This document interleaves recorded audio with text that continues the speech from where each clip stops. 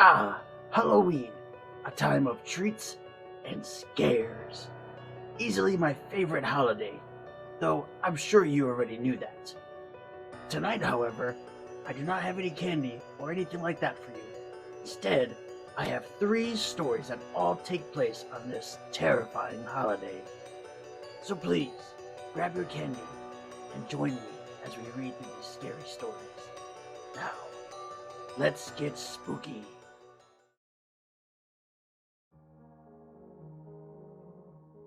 Trick or treat! Yelled a group of kids. The children scurried off to the next house, and my friends and I approached. Immediately, the expressions of the adults changed from one of enthusiasm to one of annoyance. See, me and my two buddies aren't cute little kids. We were teenagers that wore more intense costumes. Pretty much whatever slasher mascot was popular, that's who we dress up as. Aren't you a little old to be getting candy on Halloween? The middle-aged woman said. She began to place the bucket on her hip. Maybe, but hey, it's free candy night, I said, trying my best to sound as innocent and polite as possible. She rolled her eyes and gave us a piece of candy each. We said thank you, and we ran off across the street. All right, Billy, how full is your bag? Austin said to me while he opened up his own bag. Almost full. How about you guys? Same, although it looks like you got a little bit more than me, Austin said, scoffing a little. Hey man, I told you to come with me, but you thought you were going to score big at the Miller's place. I usually do. I didn't know they went on vacation. Austin began to get more animated the more he thought about all the lost loot he missed out on. Our third friend, Nathan, was hiding his bag behind him. Nathan, show us due. How much did you get? Reluctantly, Nathan slowly revealed his haul. I got a full bag, he said, smirking slightly. What the hell? How? Austin and I both shouted. Austin walked up while holding his bag open. Dude, give me some, he shouted. No, this is why I didn't want you to see. I knew you'd try to take mine. Nathan swung the heavy pillowcase behind him, away from Austin. Greedy bastard. Oh, guys, check it out. Austin paused his outburst and pointed to a house at the end of the street. We saw a large, creepy house that went all out on Halloween decorations. That's not all, though. On their porch was the biggest bowl of candy we ever saw. When we got closer, we saw that it was a little larger than a punch bowl, and it was filled to the brim with candy and chocolate bars. In front of it was a sign that read, "Help yourself. Kids only." We were confused on how it was still this full. Who even lives here? Nathan asked. To my shock, none of us knew. We had a pretty good grasp on the neighborhood, so it was odd that we didn't know. Man, I don't even care. You're not the only one who's going to have a full bag tonight, Austin said while laughing. He began to reach down to grab some of the candy. Whoa, wait, it says kids only. Maybe we should knock first. Nathan stopped him as he said this, with me nodding in agreement. Guys, are you being for real right now? Look, lights are off and there's no car in the driveway. Clearly, they aren't home. They won't even notice. Nathan and I looked at each other and just shrugged. Well, I have my fill, so you can have at it. Yeah, if I take any more, my mom will make me share with my little brother, I added. Austin reached in and began to grab several handfuls to stuff in his bag. We kept watch to make sure the owners weren't pulling up. But just then, Austin let out a loud scream, and we turned towards him. Out of the bowl, a weird green hand had emerged and grabbed a hold of Austin's arm. Get this thing off me! He yelled, trying to pull away. The bowl shook, but never fell off the small table it was on. Nathan looked underneath to see who the hand was attached to, but there was no one. I grabbed the hand and tried to pry the fingers away. After a few seconds, it let go. What the hell? That was intense, Austin said, catching his breath. The hand looked like it was covered in mossy vines and was as hard as tree bark. It slowly retracted back into the candy bowl. We sat there for a few seconds before Nathan spoke up. Well, I can see why the candy bowl is still filled. We all let out a small laugh as we composed ourselves. Come on, let's go back to my place. Parents won't be home for a couple hours still. Austin said while grabbing his now filled bag. I can't. I have to be home before it gets too late, Nathan said while throwing his bag over his shoulder. Guess you'll miss all the trading then, Austin joked. I didn't have anything to do for the rest of the night, and I saw some pieces that Austin got from that creepy house that I really wanted. With that, we headed home to count up the loot. We got to Austin's place, and sure enough, no appearance. We put on some horror movies to play in the background while we poured the candy out on his coffee table. Aw, yeah, we scored big time. Austin immediately shoved one of the pieces he took from the large bowl into his mouth. I was about to join in on the candy feast when my throat began to feel really dry. Hey man, got any water in the fridge? Sure do. Help yourself, he responded with his mouth full. I got up and entered the kitchen. I checked my phone to see if my parents had messaged me as I gulped down the water. No text yet from them. Feeling refreshed, I was ready to eat some candy. I walked into the living room and saw that Austin was gone. His candy pile was still there, but for some reason, there was also a large pumpkin placed in the spot where he was sitting. Austin? You in your room? I shouted, but got no response. I was about to search for him when I realized what he was probably doing. He was hiding so he could scare me. Not falling for it, bro. I know what you're doing. If you don't come out, I'm gonna start eating your candy, I shouted confidently. Again, no response. I shrugged and grabbed a piece that I had my eye on. I unwrapped the candy and threw it in my mouth. I was about to grab another piece, but I saw something strange happening to my hand. It was turning orange really fast. The color change began to spread up my arm, and soon my whole body was not only orange, but my limbs were shrinking too. My skin hardened and it started to look like that of a pumpkin. I tried to scream, but my mouth was gone. The realization of what happened to Austin hit me before everything went black. We shouldn't have eaten the candy.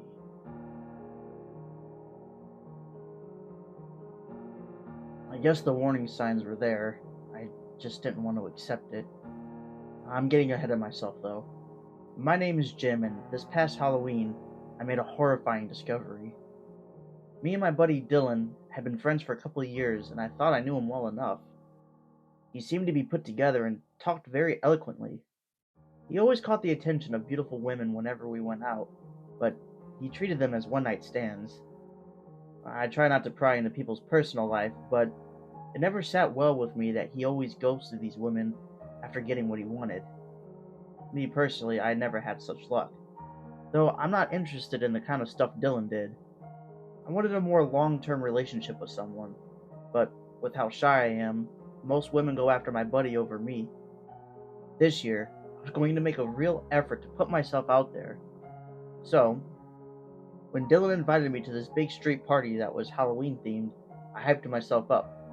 Dylan swung by my place to pick me up, and we showed off our costumes. He was dressed like a killer doctor from a horror film, and I went with a classic werewolf costume, complete with a cool mask. Nice mask, Jim. Does it move and everything? He asked. Sure does. Check it out. I began to do my best impression of a wolf howl, which caused my neighbors to stare at me. We began to laugh as we got in the car, and in no time, we arrived and the party organizers told us where to park. Why don't you go ahead and wait for me? I'll come find you once I park. I nodded at Dylan and headed into the street party. There were all kinds of people, but not so much that it was overwhelming. Thankfully, the majority of them did dress up in crazy costumes, which was good. I was a little worried I would stand out too much. I waited near the entrance for Dylan to get in when I heard a voice behind me. Ooh, cool mask. I turned to see a cute girl wearing little devil horns. Oh, yeah, thanks. It moves and stuff. I began to move the jaw and she seemed entertained by it. I told her some corny joke involving ghosts and she laughed pretty hard at it. I thought it was going well when I felt a hand placed on my shoulder. Hey, sorry for the wait, pal, but I'm here now, Dylan said. The girl immediately turned her attention to him. Ooh, who's your cute doctor friend? She said while smirking.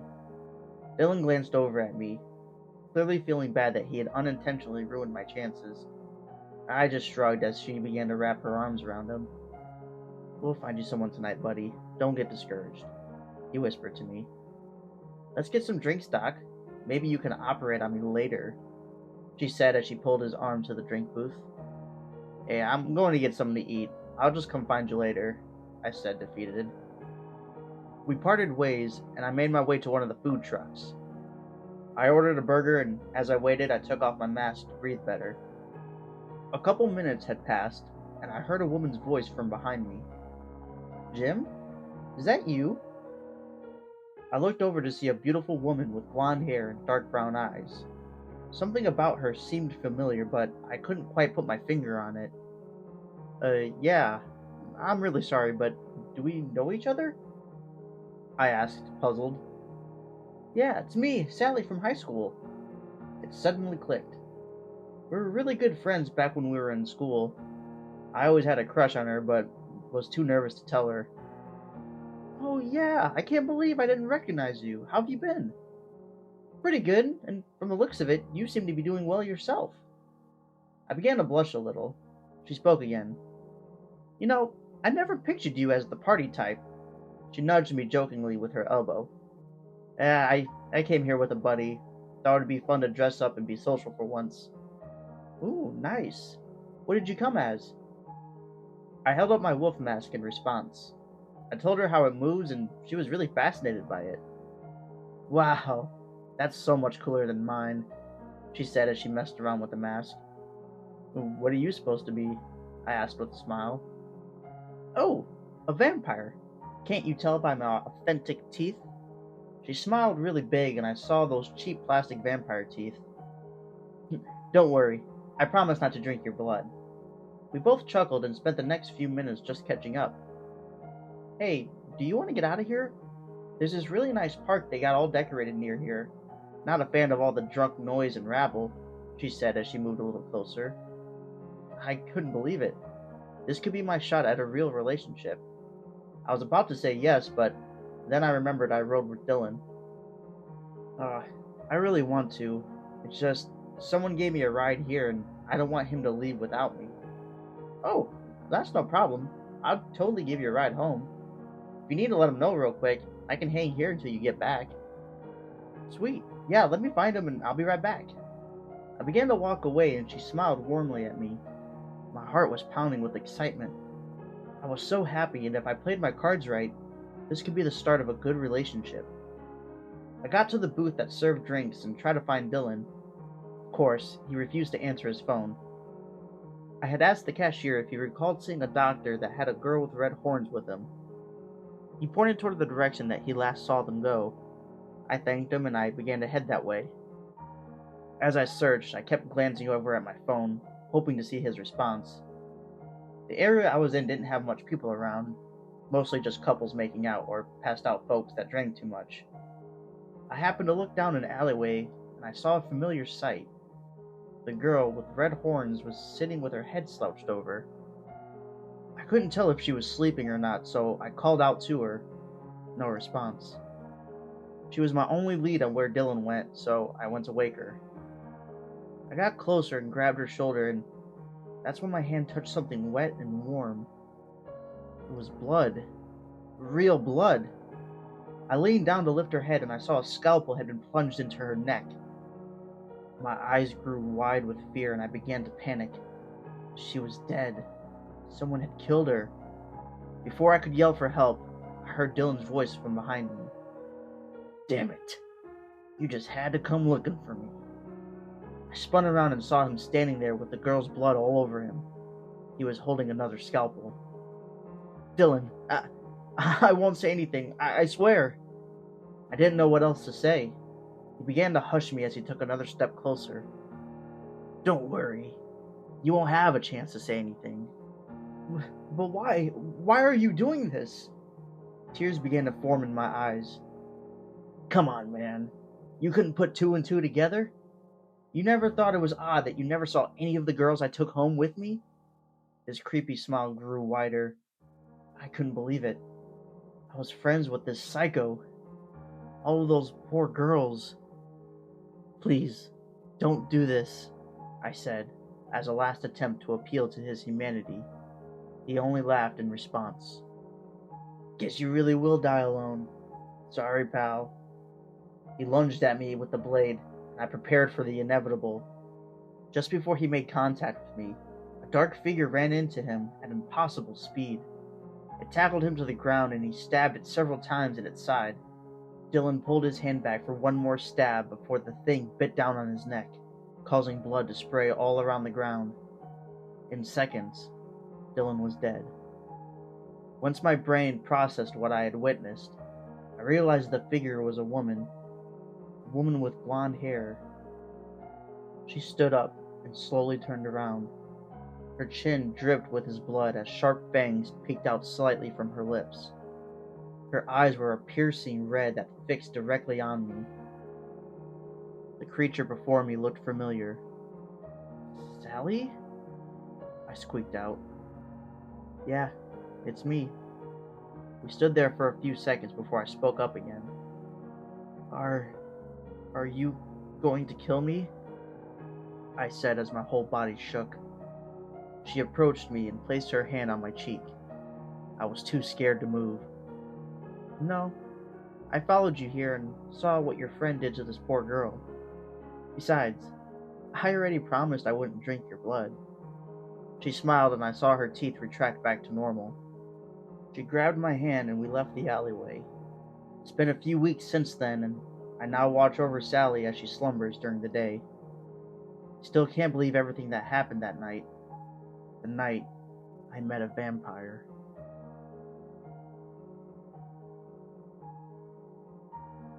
Come on, man, we're gonna be late, I yelled out to my buddy Zach. We had planned for this day for weeks, and somehow he manages to make us late. We saw a post on social media about a big Halloween party that was being held at a warehouse. It would have costume contests, alcohol, and all kinds of amazing food from different restaurants in town. Hey, relax, I just had to put the finishing touches on my costume, Zach said as he barely was able to squeeze inside the car. He wore the most obnoxious costume. He was dressed as a powerful knight that was from his favorite online video game. It was one of those video games where the men wore impossibly large armor sets, and somehow, he managed to make one of those large sets. Dude, seriously? You couldn't have chosen something more simpler? My other friend, Joel, asked. Joel was only going to the party for food, and so his costume was just a fake mustache, shirt, and shorts. I decided to go with a basic creepy mask. How far away is the party, Spencer? Zach asked, finally getting situated in the back seat. About 5 minutes away if traffic isn't crazy, I responded. Oh, then we have plenty of time to get there. With that, we headed off. The roads were pretty busy, but not so much that it would make us late. I flipped on the radio to see if there would be any Halloween music playing. You don't have a way to just hook up your phone to play music? Zach piped up. Joel laughed a little. Nah, man, he's too broke for something like that. The two began to erupt with laughter. Very funny, guys. But, hey, if it bothers you so much, feel free to buy me a new car. Suddenly, they didn't have any witty remarks left. The song we were listening to was suddenly cut off by some sort of emergency broadcast. Attention, please avoid roads Hessen and Muncie. A group of individuals attacked a woman and her dog, leaving them both in critical condition. Police have not located the attackers and advise citizens to remain indoors if you live in that area. If you notice any strange activity, please report it to the local authorities. Thank you. The broadcast ended, and seconds later we all got an alert on our phones that read the same thing. Yikes. Good thing those roads are on the other side of town, Zach said. And good thing we're going somewhere with tons of people, Joel added. I nodded in agreement, feeling a little unsettled. That all passed, however, once we arrived at the party. We parked, and almost instantly, Zach was swarmed with praise about how detailed his costume was. He looked over at us with the most smug expression one can imagine. I just rolled my eyes and we headed in. Joel wasted no time filling up his plate and found a spot to eat. I ended up just grabbing a drink and mingled a bit while waiting for the costume contest to start. Man, there's no way your buddy doesn't win, some random guy said. Seems like there's lots of people that really tried with their costumes, so I think it'll be close, I responded. Nah, bro. The only guy that comes close is the dude that's chilling in the back of the building. His zombie costume is insane, but not as cool as your buddies. I got curious, and seeing as how I had nothing else to do, I asked the guy to show me. We walked past everyone, and I shouted over to Joel that I'd be right back. He raised his fork in acknowledgement. As we got closer to the back, the crowd of people quickly grew thin until it was just me and this random dude. He opened the back door, and I saw the person he was talking about. See? Look how dope that is. He even has some guts hanging out, he said while pointing.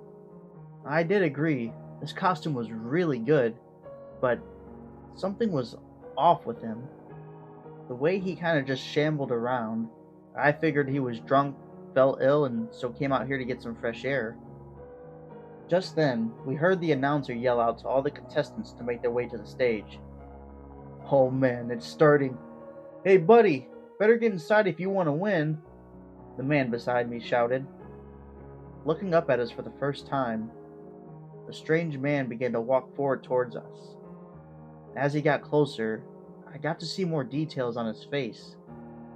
The glazed over eyes, the disgustingly yellow teeth, and the blood that had formed around his lips. This was some movie level skill, or this was something else. Hey, maybe we should head back inside, I said to the man next to me. I know he's moving slow, but just wait and we'll all go in together. He tried to reassure me, but before I could respond, the strange man lunged at surprising speed and tackled the guy. Hey, get the hell off of him! I shouted as I grabbed the stranger by his shoulders. To my horror, as I pulled the man off, he had bitten a large chunk of flesh from the partygoer.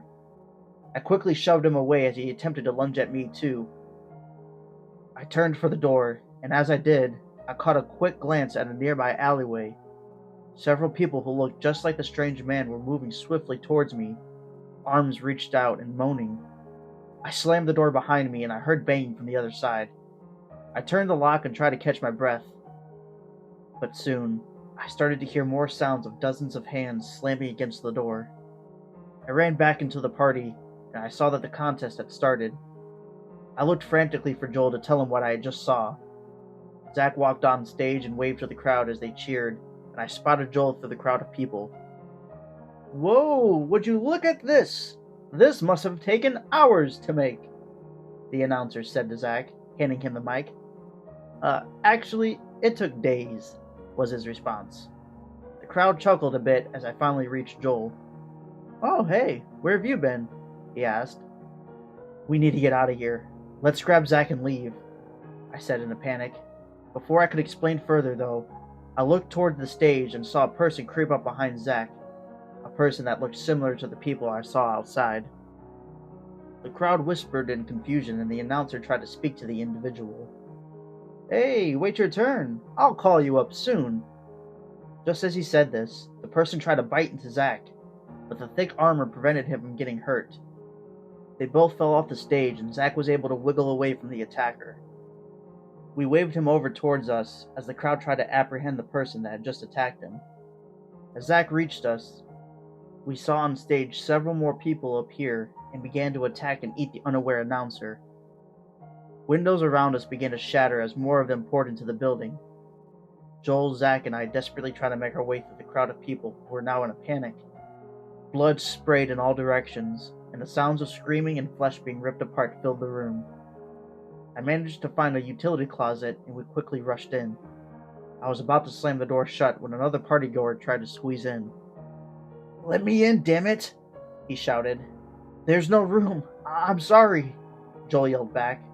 Before he forced his way in, one of the corpse-like attackers reached from behind and bit into the man's face. He screamed in pain, and I had no choice but to kick him out of the doorway and shut it. I held the doorknob tightly as we could hear the muffled commotion from the other side. After a few minutes, the screams either began to disappear in the distance or were silenced abruptly. Soon, the only thing we could hear on the other side were the moans of the dead.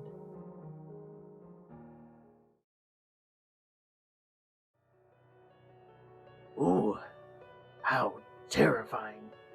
Though, I will say it's not so bad being turned into a pumpkin.